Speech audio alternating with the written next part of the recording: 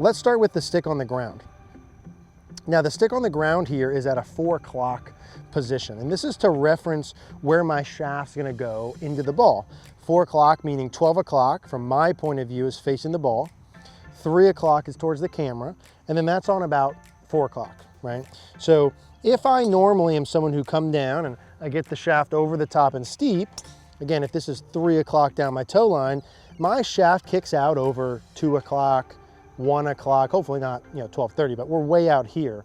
What I want to do is have the club delivered to the ball over about this 4 o'clock position from here into the ball. And for me to do that, especially if I've come from the other side, requires some exaggeration. So what I really want to feel is that part. I want to feel the club working over 4 o'clock into the golf ball, but that's not really enough. I could put the stick on the ground, I could feel like I'm doing it, but unless I'm diligent with video, I don't know if I'm actually doing it or not. All right guys, so we have 1 day left with our Labor Day live view special. That means by tomorrow at midnight, you have to click the link down in the description and order that to take advantage of the special offer that we're giving you. You know that I think simultaneous video feedback is the best way for you to actually improve your swing. So if you've been struggling with the same thing over and over and you're frustrated because you can't fix it, I'm telling you, simultaneous video feedback is gonna be the key for you, just like it was for me and thousands of our students that I use this with. So for you, and this is exclusive to our audience, you get a bunch of things here with this offer. You get 20% off. That's $129 off, right? The original price. You're gonna get free shipping. To take any risk away, we're gonna give you a 365-day guarantee. That means you get the live view, you get to try it for a full year. And if you don't like it for any reason, you simply send it back to us. We'll give you a free refund.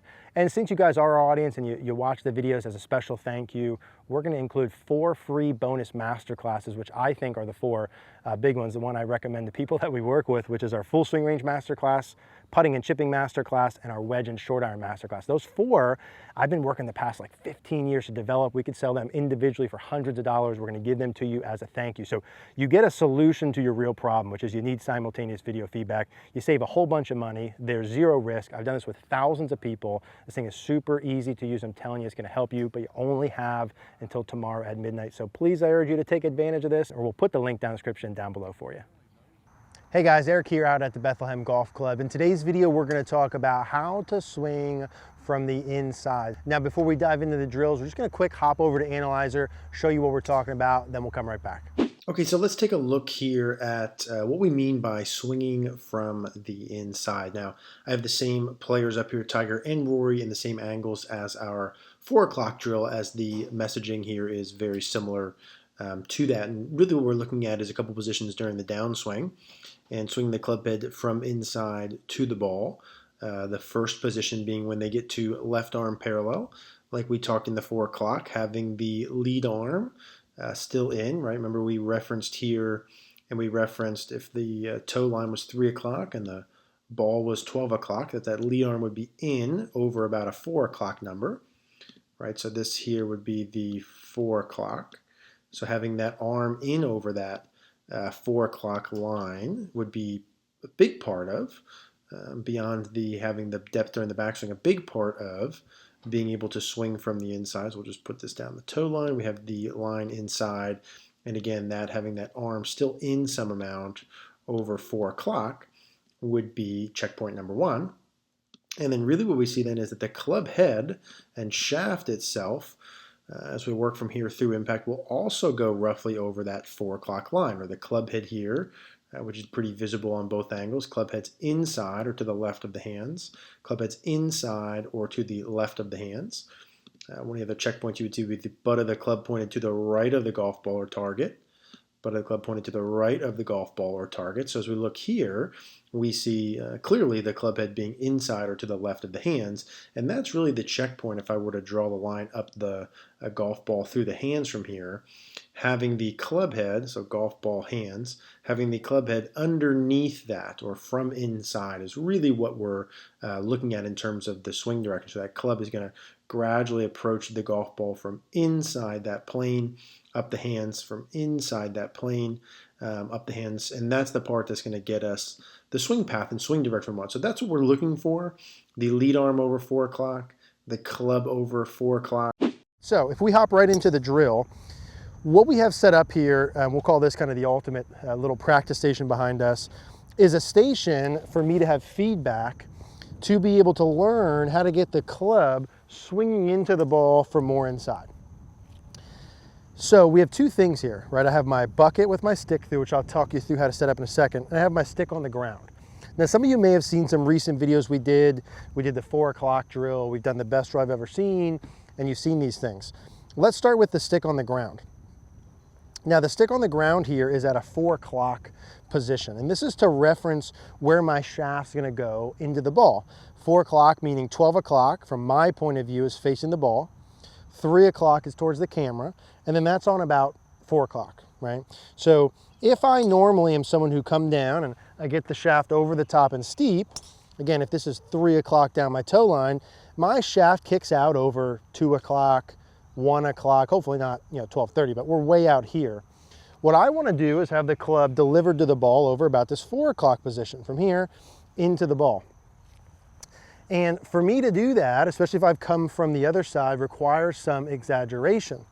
So what I really want to feel is that part. I want to feel the club working over 4 o'clock into the golf ball, but that's not really enough.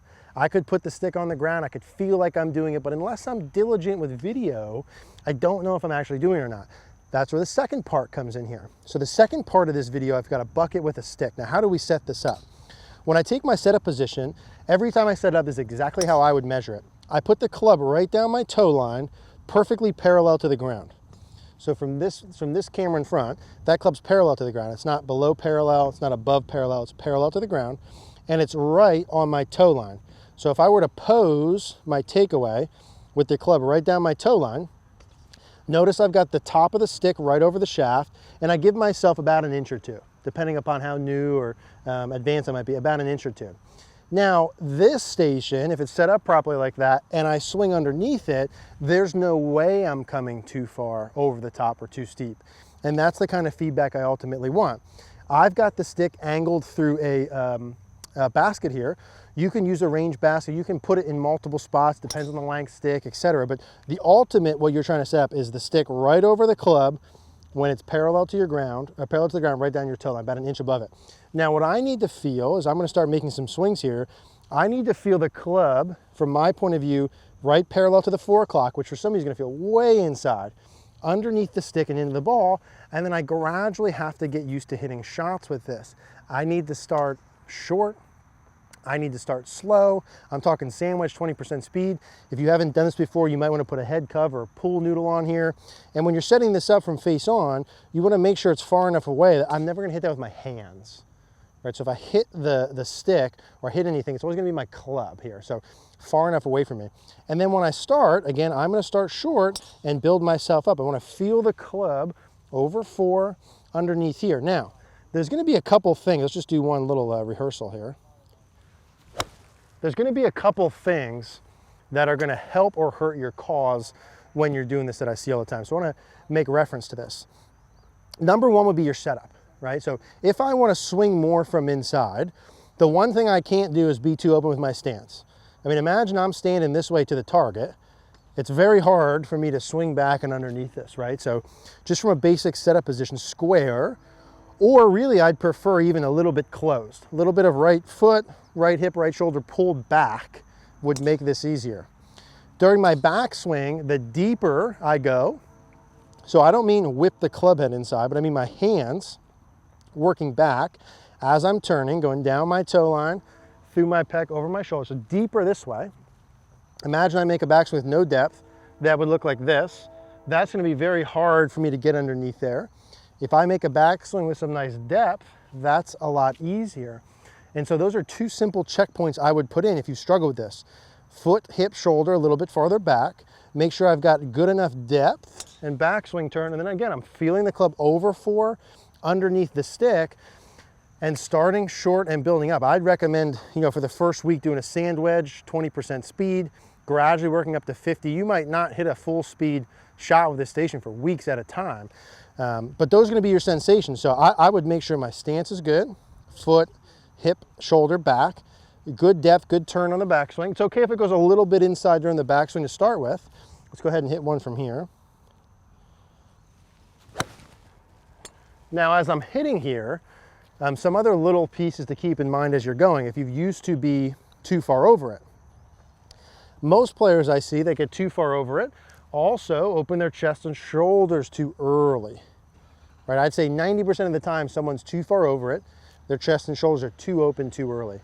And so you very, very likely want to watch that how to turn your shoulders video we did, where you make sure you get a full 90-degree turn and then keep your chest and shoulders back just for the first little bit of your downswing. So they should still be 45 degrees closed at about halfway back. So what I mean is, if I get some good depth up to the top, from the top to about left arm parallel, my chest and shoulders shouldn't open a ton yet.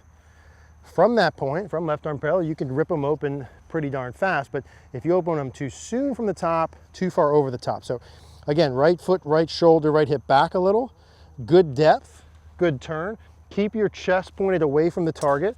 Keep your left arm in over the stick, club over the stick, back to the target just for a little bit, and hit more from inside. And if you do this and do this right, you should notice less divot, right? So you're more picking the ball off the turf. The ball should go higher, and then a little bit more of a push and hook tendency, right? This would be a nice draw station. So let's do one more with these. And again, the setup, backswing, downswing piece I'm talking about is just for info. You don't have to think about all that, but those pieces can help. Right foot, right shoulder, right hip back a little, good depth on the way back here, back towards the target just for a little bit, club over 4 into the ball, and seeing what I need to feel in order to be able to do that. And again, all those pieces for us should turn us more into a draw pattern. So this would be the station I'd start with. If you're someone who's steep, over the top, haven't been able to fix it, this station will work. You have to be diligent with setting it up correctly, using a live view, using feedback behind you, and have your success be like after a week, if you can do a 3/4 sandwich at 50% speed, that'd be excellent. After a month, if you can do a 7-iron at like 50, 60, 70% speed, that would be awesome. So hopefully you guys, this makes sense. Hopefully this helps you. If you are steep, you guys have any questions, always leave a comment down below.